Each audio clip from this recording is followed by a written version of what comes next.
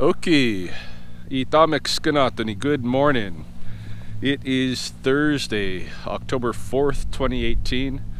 In the last part of the lunar cycle, Awakasikitsum, our final summer moon. And I'm out here at the Copperwood subdivision where the city has asked me to look into an issue with a muskrat. They have these pump boxes up here, and there's a water line coming through here, meeting up with the pond over here. And apparently they've been having an issue with a muskrat who's coming in here and gunking up their system some way, clogging their hoses or pipes or what have you. So they've asked me to see if I can remove the muskrat. And actually they just asked me if I'd trap him. They might have fully expected me to get rid of him permanently, but I am going to trap and relocate him. And I'll show you what I've got going for that. I had to rig up my own deal. Here it is. So I just took one of my small live box traps and I attached this kind of foam pad, like a sleeping pad, onto the bottom. That's buoyant. And then I attached some pool noodle pieces onto the sides, making sure not to muck up my mechanism on this side, right? And it floats. Checked it out in the bathtub, it works. So I've already preloaded it with a little bit of milfoil that I grabbed from Spopikami because I wasn't sure what I was going to find out here in terms of aquatic plants. I don't visit out here very much, and it's a pretty new subdivision, so I didn't expect to see even like all this cattail and stuff that they have here. So this is actually pretty cool. They've done the landscape in here great. There's established rabbit willows and cattails all around. It's nice. So the muskrat has plenty to eat here. The question is whether or not he's going to want to eat my bait. I'm going to try to entice him with a little bit of exotic fruit.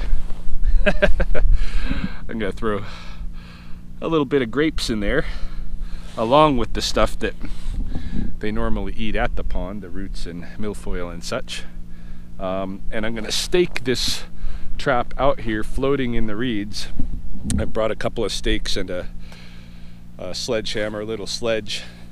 I'll stake down and then I'll zip tie the trap to the stake so that it can go up, you know, it's buoyant, can go up and down if the water level raises or lowers, but it won't float away, you know. Alright, so I'm going to set it up and I'll show you how it looks when I'm done. Okay, let me show you what we've got set up. I didn't even have to use my stakes. I used a single zip tie, and I just placed the flotilla back in here because I can see the muskrat's coming through here. He's eating milfoil. I can see pieces of milfoil that he's brought up in here to eat. And coming across, he'll find it. It's connected by a single zip tie to this cattail, which isn't going to go anywhere. It's not uprooting, but even if it did, the cage itself is not going to float away. There's too many reeds. So as far as that goes, I think we're perfectly safe to leave the cage here, and we'll see. Now we'll see if he likes my bait, or if he's interested in going in the cage at all.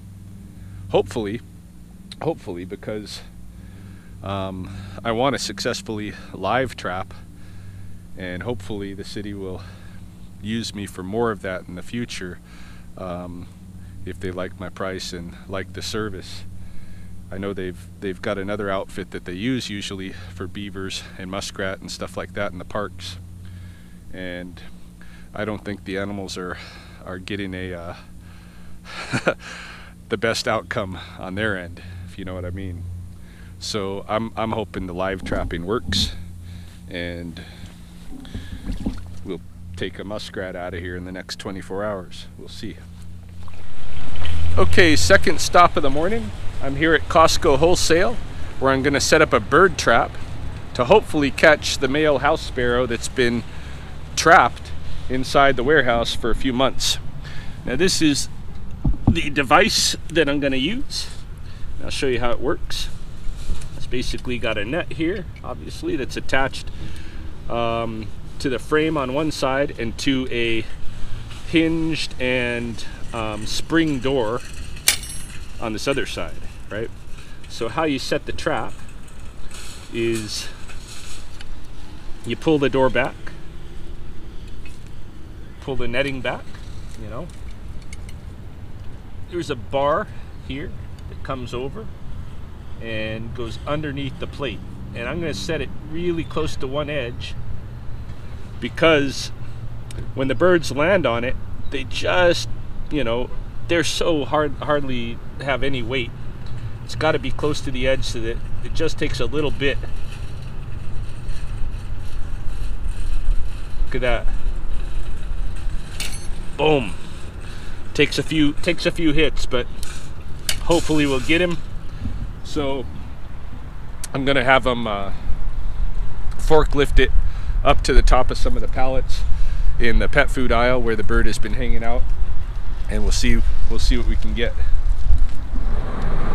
It's getting on toward 3 o'clock in the afternoon now, and looks like I'm gonna have to return to Costco tonight because they want me to set that up after hours. I kind of knew that, but I thought maybe if I just drop in, we can get it set up and get it going. Any case, I'll return tonight. Then I went over to Samus to give my workshop, but no clients turned up as per usual, and so I just had a brief visit with friends over there. Was headed back to the west side to home when I got notification that there is another skunk at one of the residences on the north side that I've already taken 4 out of, 4 animals away from. So this will be skunk number 5 for this residence, and he's already let me know that if the trap doesn't catch anything else within 2 to 3 days, he's gonna shut down because it's getting pretty expensive, and I understand that. Any case, we're gonna go move that skunk right now and see what else happens this afternoon. Maybe I'll get a chance to take a little nap before going to Costco. Oh, hello. We have a raccoon in there. Oh, it's a raccoon this time. I see. I thought it was a cat from a distance, and then it came up, and I'm like, wait, that's not a cat. I thought it was skunk number 5. No, it's a raccoon. Aha. My friend was over, and she goes, what do you have under your shed? I'm like, I have no clue. Hey there, buddy. You awake? Hey. You want to get out of there? I bet he's been in there a while, eh? Yeah, earlier he had his head on the ground, and I like, buddy, what are you doing? Hi, handsome. I named him Bob. He looks scared. Yeah, Bob. We're gonna go. Yeah, he had his head down on the ground, and I'm like, are you okay, little guy? Yeah, he's probably terrified. I'm sure. But I don't blame him. I think I'd be that terrified if I was in a cage. Okay, squaps.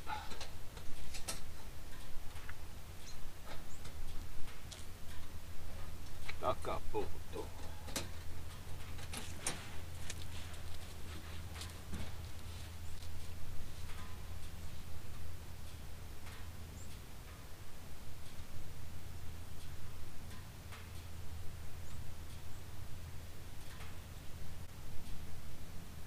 Go see.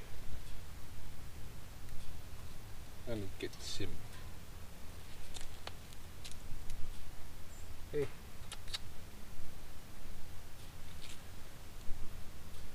Hey. Hey. Come on, you can come out.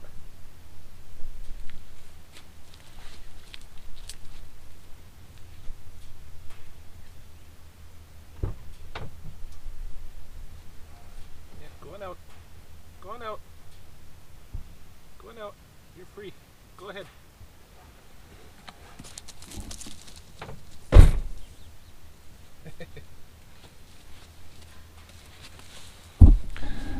Guy tore off that way. So it's 8 o'clock at night now, and I'm on my way over to Costco to set up that bird trap for the sparrow, but figured I might as well stop in Copperwood and look at that muskrat trap that I set up this morning. So let's go have a look.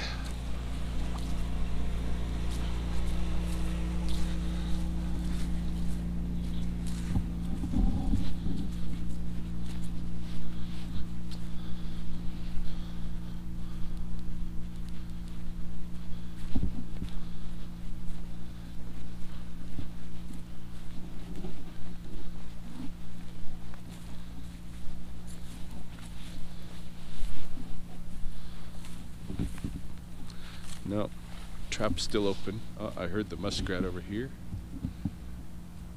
Yeah, I see him swimming there. He's on the water.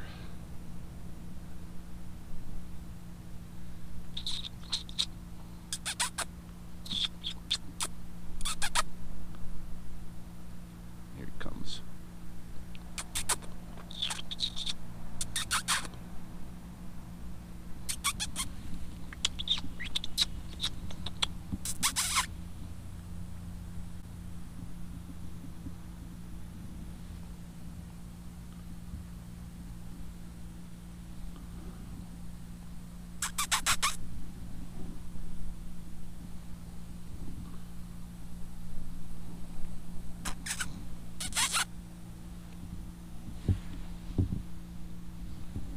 Checking it. Yeah, he's looking at me through the reeds.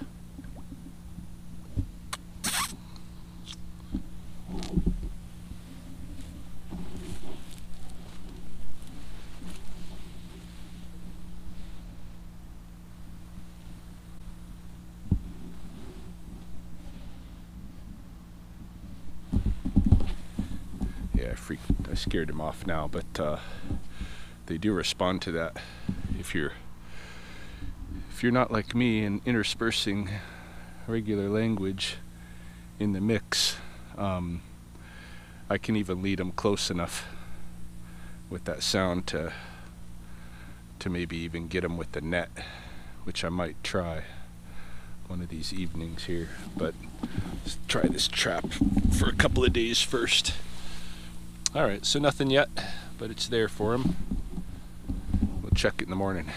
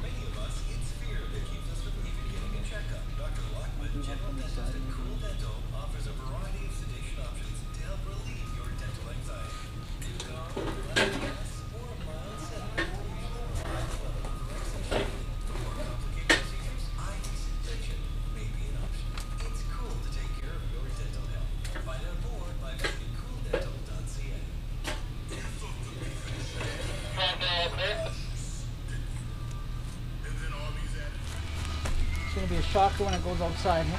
Yeah, it's gonna be like, where did the summer go? But it's been in here like 3 months, eh? Yeah. A lot of rattlesnakes died this year, it seemed like, eh? Quite a few at the beginning of the season, especially. There just was this big wave as they moved out that I was getting call after call of road kills. Right, yeah.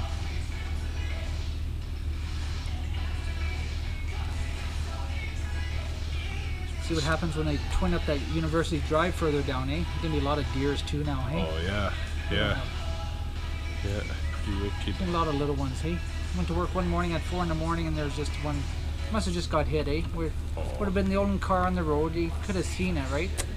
And just a mom standing over it too, right? And you think, yes. I hope that bugs somebody at all there, hey? I don't understand how people hit animals so often, because I've I've never hit like a large yeah. mammal, you know. Nothing, like with my wife and I, when we come home or go to work, hey, you see them even close, hey, we just go down to 20 or 30, whatever. Who cares behind you, right? Yeah, I could totally see like a gopher, but you know, anything that's big like a cat or a dog, it's not a. I mean, there is excuses sometimes for it, but not as often as it happens. No, you know? right? Yeah, for sure. People just wanting the animal to get out of the road for them or something, you know. Yeah. Cool. So I think we're ready to lift. You gonna put it up there? I think so. Hey. Yeah, that's a good spot. That skylight's right there.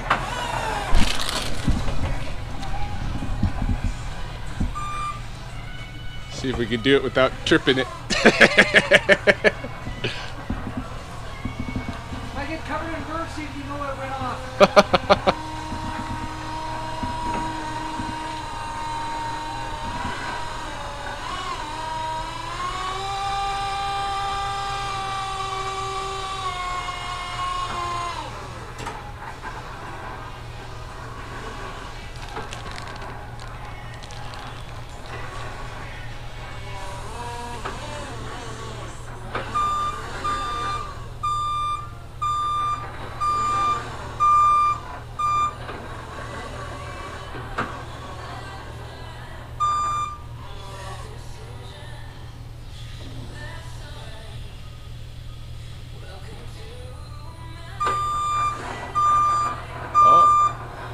Got skills. I didn't hear any snap. Me neither. Make sure I send those guys a note for the morning.